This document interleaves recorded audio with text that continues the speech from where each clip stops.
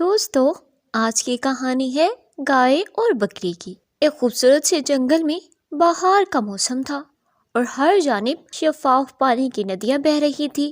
وہاں پر بہت سے پھل اور فروٹ کے درخت بھی تھے اور اس جنگل میں ٹھنڈی ٹھنڈی ہوا چل رہی تھی اور ہر جانب پرندے چہچہا رہے تھے جو جنگل کی خوبصورتی کا منظر بیان کر رہا تھا۔ اور اسی جنگل میں ندی کے پاس ایک بکری چرتے چرتے آ گئی تھی۔ جب وہ گھاس کھا رہی تھی تو گھاس کھاتے کھاتے اس نے ادھر ادھر دیکھا تو ایک گائے بھی اپنا پیٹ بھرنے کے لیے گھاس چر رہی تھی۔ بکری گائے کے پاس بڑے ہی ادب و احترام سے جاتی ہے اور کہا، السلام علیکم، کیسی ہیں آپ کی طبیعت ٹھیک ہے؟ اور فرمائیے آپ کے مزاج کیسے ہیں؟ گائے نے قدرے بے دلی سے جواب دیتے ہوئے کہا، اچھی ہے، بری یا بھلی بس کٹ ہی رہی ہے، البتہ عملی طور پر زندگی مصائب سے دوچار ہے۔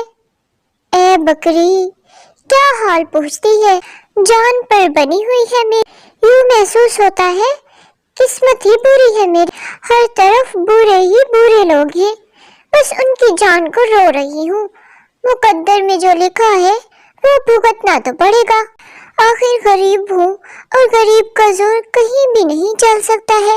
اب تو اس نتیجے پر پہنچی ہوں کہ کسی کے ساتھ کوئی بھی بھلائی نہ کی جائے، خدا کرے کسی انسان سے تو واسطہ ہی نہ پڑے زندگی میں۔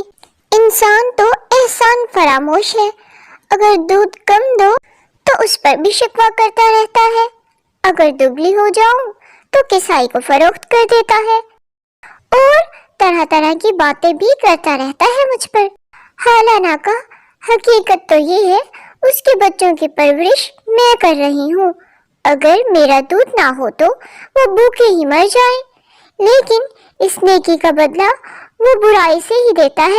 بکری نے جب باتیں سنی تو کہا، اس انداز سے شکوہ شکایت اور گلہ مناسب نہیں ہے بہنا، سچی بات تو ہمیشہ کڑوی ہی لگتی ہے، لیکن سچ کہے بغیر میں رہ بھی نہیں سکتی۔ یہ تو بتائیں، یہ جو ہری ہری گھاس آپ کھا رہی ہیں یہ کس کی بدولت ممکن ہوا ہے؟ یہ جو ہرے ہرے درخت جو موجود ہیں اس جنگل میں، جن کی چھاؤں میں آپ بیٹھ سکتی ہیں اور ٹھنڈی ہوا آپ کو آتی ہے، یہ سب کے سب اس انسان کی محنت اور مشقت کی وجہ سے ممکن ہوا ہے ہمارے لیے۔ کیا ہم مویشی ان سے فائدہ نہیں لے رہے ہیں؟ یہ آدمی ہی ہے جن کی وجہ سے ہمیں یہ سب سہولیات میسر ہیں۔ صحیح بات تو یہ ہے کہ آپ کا گلہ بنتا نہیں ہے۔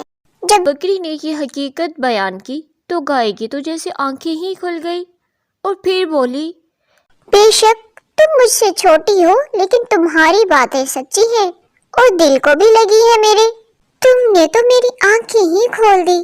گائے نے اپنی ناشکری پر بکری سے معافی مانگی اور وعدہ کیا کہ آج کے بعد وہ کبھی بھی اللہ کی ناشکری نہیں کرے گی۔ تو جی پیارے پیارے دوستو، آپ کو اس کہانی سے کیا سبق ملا؟ چلے میں بتا دیتی ہوں۔ ہمیں اپنے ارد گرد موجود نعمتوں کو تلاش کرنا چاہیے اور اللہ کا شکر ادا کرنا چاہیے کہ اللہ نے ہمیں بہت سی نعمتوں سے نوازا ہے۔